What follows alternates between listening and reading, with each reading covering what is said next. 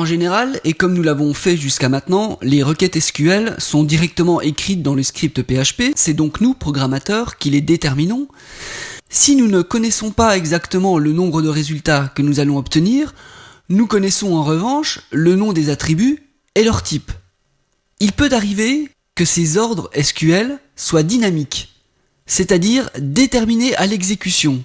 C'est par exemple le cas lorsque l'on donne la possibilité à l'utilisateur d'effectuer directement ses propres requêtes SQL sur la base de données et d'afficher les résultats sous forme de tableau.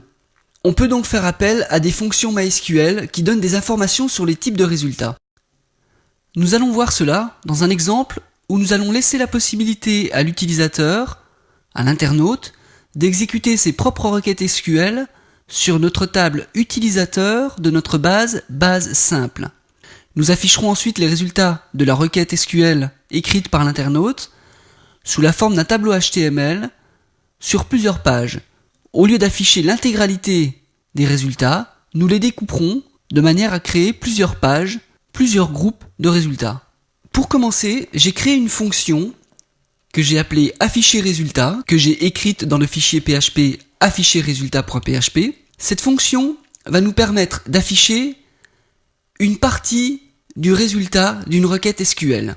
Nous allons donc lui préciser le résultat de la requête SQL, la première ligne que nous voulons afficher et le nombre de lignes à partir de cette ligne que nous voulons voir. Voici donc cette fonction.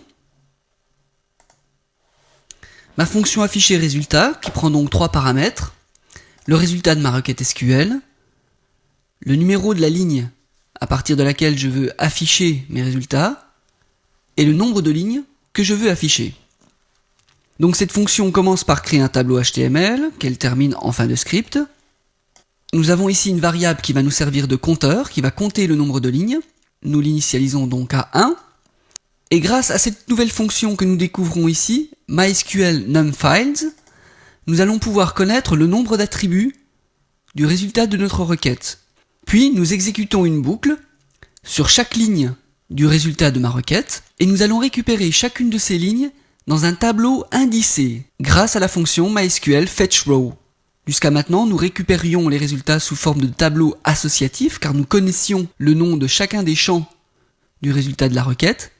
Ici, nous ne les connaissons pas et donc le fait d'avoir un tableau indicé va être beaucoup plus pratique à manipuler. Puis dans ma boucle, nous allons tester notre compteur de lignes. Si nous sommes sur la première ligne, nous allons donc créer l'entête du tableau HTML, dans lequel nous retrouverons le nom de chacun des champs grâce à la fonction MySQLFiledName, qui prend comme paramètre le résultat de la requête et l'indice du champ désiré.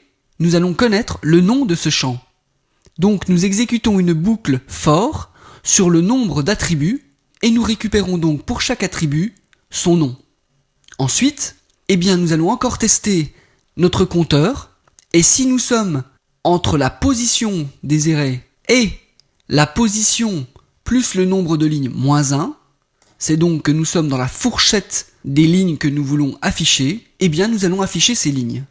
Nous créons donc pour chacune de ces lignes une ligne dans notre tableau HTML et pour chacun des champs, chacun des attributs, nous allons afficher sa valeur.